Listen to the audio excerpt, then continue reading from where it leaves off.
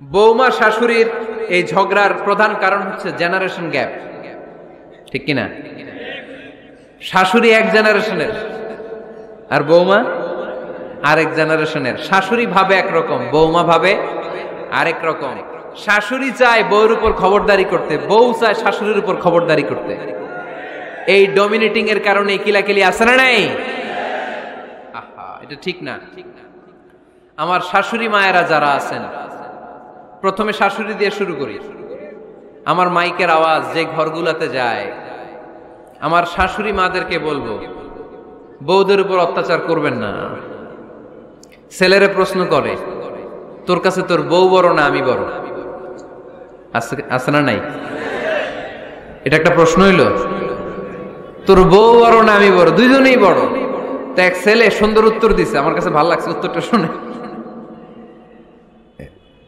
এক মা প্রশ্ন করছে, তোর এতদিন আমি লালন পালন করে বড় করলাম, জীবন যৌবন তোর জন্য শেষ করলাম, আজকে বউ পাইয়া বউ তোর আপন হয়ে গেল?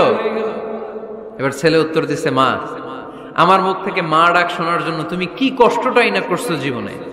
10 মাস আমারে পেটে ধারণ করলা, খাইতে পারো নাই, বমি করছো, খালি ওষুধ খাইছো, তোমার পেট কেটে আমারে বের করা হয়েছে, 2 বছর আমারে দুধ খাওয়াইছো, পেশাব পায়খানা পরিষ্কার করেছো। বয়স যখন 3-4 তখন তোমার আমি মা ডাকছি, এই মা ডাকটা শোনার জন্য তুমি এত কষ্ট করছো। আর আরেকবারের মাইয়া এই ঘরে আইসাই তোমার মা ডাকা শুরু করছে। যেই মেয়েটা তোমারে মা ডাকে সে আমার আপন হবে না কেন মা? ঠিক কিনা? এই মা ডাক শোনার জন্য তুমি এত কষ্ট করলা, আমার লালন পালন করলা, 10 মাস পেটে ধরলা, পেশাব পায়খানা পরিষ্কার করলা, এরপরে মা ডাক শুনতে পারছে। আর আরেকবারের মেয়ে জানা নাই চিনা নাই এসেই তোমার ডাকা শুরু করছে মা। তো যে আমার মারে মা ডাকে তার স্থান তো আমার কলিজায়, ঠিক কিনা? শাশুড়ি আম্মারা যারা আছেন, প্লিজ বৌমাদেরকে কষ্ট দিয়েন না। অনেক শাশুড়ি আছে পান থেকে চুন খসলে রেগে যায়, পদে পদে স্ত্রীর ভুল ধরে, বউয়ের ভুল ধরে, আছে না নাই? এটা করবেন না। সে তো নতুন, আপনার অনেক এক্সপিরিয়েন্স হতে তার সময় লাগবে, তাকে সময় দিন, তাকে ভালোবাসুন, ঠিক কিনা? না বুঝে সামান্যতে বৌমারে বদদোয়া দেয়, এরকম আছে না নাই?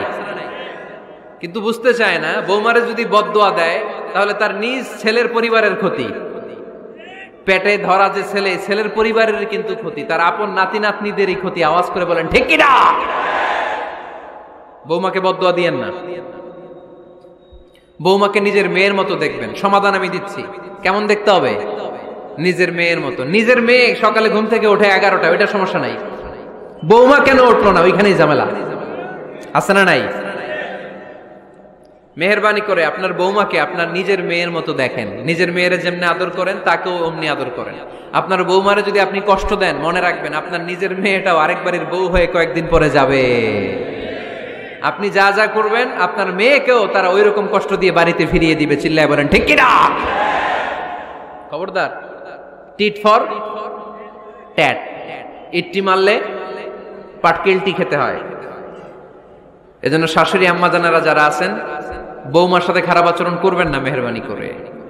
তাকে আপনি কষ্ট দিলে আপনার নিজের মেয়েটাও আরেক বাড়ির বৌমা হবে, সেও ওই বাড়িতে এই কষ্টগুলো ভোগ করবে। এগুলো যখন আপনি শুনবেন তখন আপনার চোখ দিয়ে পানি পড়বে কি পড়বে না? পড়বে। এবার আসেন বৌমার কথা বলি। বৌমা যারা আছেন মেহেরবানি করে, বৌমা যারা আছেন মেহেরবানি করে আপনার শাশুড়ি আম্মাকে নিজের মায়ের জায়গায় রাখবেন। আপনার বাড়ি ছেড়ে নতুন বাড়িতে আসছেন, তো এটাই তো আপনার বাড়ি। আপনার মা রেখে দিয়ে নতুন মা পাইছেন, এটাই তো আপনার মা। তো ওনাকে মায়ের জায়গায় বসাতে আপনার সমস্যাটা কোথায়? বৌমারা খেয়াল রাখবেন, আপনি আপনার শাশুড়ির সাথে যে আচরণটা করতেছেন, আপনার শেষ বয়সে আপনার ছেলের বিয়ে দেওয়ার পরে যে বৌমাটা আসবে ওই আচরণই আপনাকে ফিরিয়ে দিবে। The nature has its own return. প্রকৃতির একটা মাইর আছে, এটা শেষ মাইর, এটা শেষ খেলা। প্রকৃতির খেলা বড় খেলা। আপনি আপনার শাশুড়ির সাথে যে আচরণ করবেন, আপনার শেষ বয়সে আপনি একদিন শাশুড়ি হবেন, এটা মাথায় রাখবেন। ওই আচরণই আপনি ফিরে পাবেন। আওয়াজ করে বলতে হবে ঠিক কিনা? এজন্য 9 নাম্বার পয়েন্টস হচ্ছে মিউচুয়াল রেসপেক্ট। সবাই যেন সবাইকে ভালোবাসি। দোষ ছাড়া মানুষ নাই, সবার দোষ আছে, আমরা যেন একে অন্যের দোষ না খুঁজি।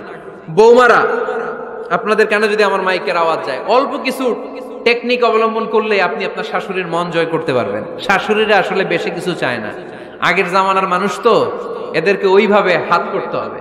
মাঝে মাঝে একটু শাশুড়ির মাথায় তেল দিয়ে দেন, চুলে তেল দিয়ে দিবেন আর কি, মাঝে মাঝে চুল আশ্রয় দিবেন, এগুলো কিন্তু খুব পছন্দ করে শাশুড়িরা। ওনার প্রেশারটা একটু মেপে দিবেন, ডায়াবেটিক্সের ওষুধটা খাইলো কিনা সময় মতো খোঁজ নিবেন, কি পছন্দ করে খেতে একটু রান্না করে দিবেন।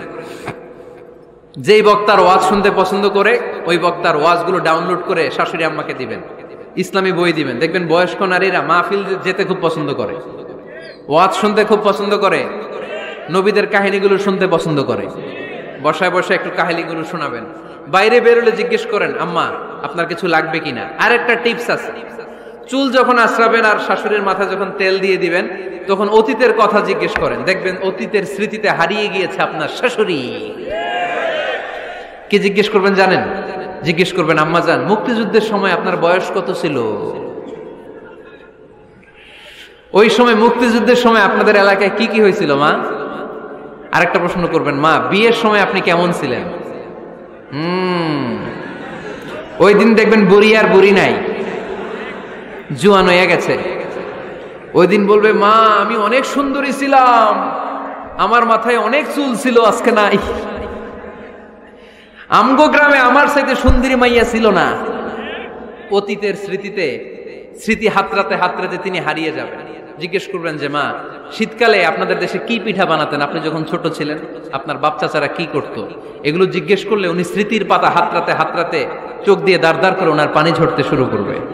আপনার জায়গায়, ওনার হৃদয়ের মনি কোঠায় এমন জায়গায় পৌঁছবে, আপনার ছাড়া উনি কিছুই বুঝবে না। বৌমারা, এই অল্প কিছু টিপস অবলম্বন করে আপনারা আপনাদের শাশুড়ির মনকে জয় করতে পারেন। শাশুড়ি বৌমার দ্বন্দ্ব আমরা চাই না, আমরা চাই শাশুড়ি বৌমাকে নিজের মেয়ের মতো জানো, আর বৌমার শাশুড়িকে আপন মায়ের মতো ভালোবাসুক, ঠিক কিনা? এই মিউচুয়াল রেসপেক্টই পারে শাশুড়ি বৌমার দ্বন্দ্বকে দূর করতে, আর ঘরটারে শান্তির টুকরা বানাতে। আওয়াজ করে বলেন ঠিক কিনা? কয়টা গেল? আর আছে কয়টা? দোয়া করবেন একে অপরের জন্য। দোয়া, সাইয়েদনা ইব্রাহিম ফ্যামিলির জন্য দোয়া করতেন, রব্বি জাআলনি মুকিমাস সালাতি ওয়া মিন যুররিয়াতি রব্বানা ওয়া তাকাব্বাল দুআ।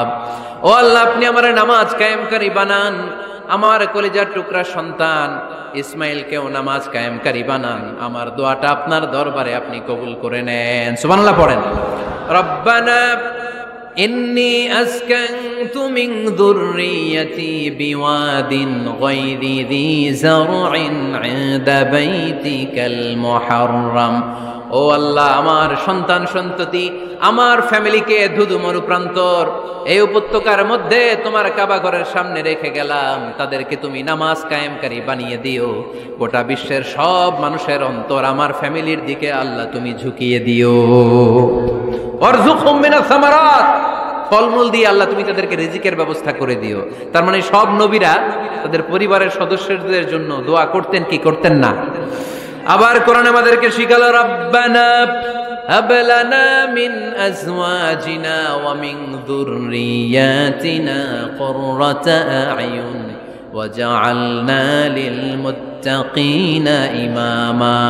ও আল্লাহ, এমন নেককার সন্তান, এমন নেককার স্ত্রী আপনি আমাকে দান করেন যাদের দিকে তাকালে আমার চোখ দুইটা ঠান্ডা হয়ে যায়। চক্ষু শীতলকারী স্ত্রী দেন। বিয়ে যাদের হয় নাই, ইয়াং ছেলেরা এই দোয়াটা করবা। বিয়ের জন্য দোয়ার দরকার আছে না নাই? প্রতিদিন এই দোয়া করবা, আল্লাহ এমন স্ত্রী দেন, এমন জীবন সঙ্গিনী আপনি আমাকে দেন, এমন লাইফ পার্টনার দেন যার দিকে তাকালে আমার চোখ জুড়িয়ে যায়। এমন সন্তান আল্লাহ আপনি আমার ফ্যামিলিতে দেন যাদের দিকে তাকালে আমার চোখ দুইটা ঠান্ডা হয়ে যায়। নেককার সন্তান, নেককার স্ত্রী আল্লাহর কাছে দোয়া করে চেয়ে নিতে হয়। তাহলে ফ্যামিলি মেম্বার একে অপরের জন্য দোয়ার দরকার আছে না নাই?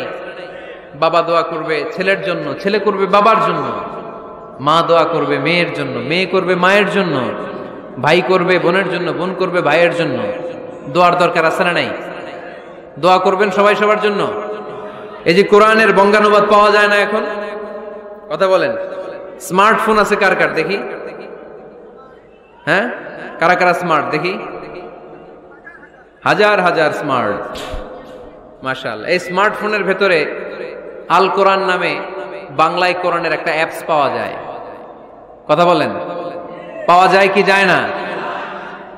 আজকে থেকে এই অ্যাপসটা ডাউনলোড করে প্রতিদিন 1 আয়াত 2 আয়াত 3 আয়াত করে পড়া শুরু করে দেন। বাঁচতে হলে পড়তে হবে, বাঁচতে হলে জানতে হবে, ঠিক কিনা? এই স্লোগান আমাদেরকে শিখায়। এই স্লোগান তো আল্লাহ, এই স্লোগান দিয়েই তো আল্লাহ কোরআন শুরু করছে, ইকরা বিসমি রাব্বিকাল্লাযী খালাক। বাঁচতে হলে জানতে হবে, বাঁচতে হলে পড়তে হবে, পড়ার কোনো বিকল্প নাই। আওয়াজ করে বলেন ঠিক কিনা? সুজানগরের ভাইয়েরা, মোবাইলের অ্যাপসের ভিতরে আমরা কোরআন রাখতে রাজি আছি তো সবাই? হাদিসের অ্যাপস ডাউনলোড করতে রাজি আছি তো? বাস রাজি আছি, ডাউনলোড করে রাইখা দেবো, আর কেউ পড়বো না নাকি? হ্যাঁ, প্রতিদিন একটা আয়াত হলেও যেন আমরা পড়ি। আল্লাহ যা বলা দরকার সব বলে দিয়ে গেছে, নতুন করে আর কিছু বলবে না। আমরা যেন পড়াশোনা করি, আমরা যেন একটা পাঠাগার বানাই। আবারও কখনো আসার সুযোগ হইলে আমি জিজ্ঞেস করবো, যদি আমার মনে থাকে যে আপনাদের পাঠাগার আছে কার কার ঘরে, সেদিন সবার হাত তুলতে হবে। এমনি পারা যাবে তো? আল্লাহ তুমি তৌফিক দাও।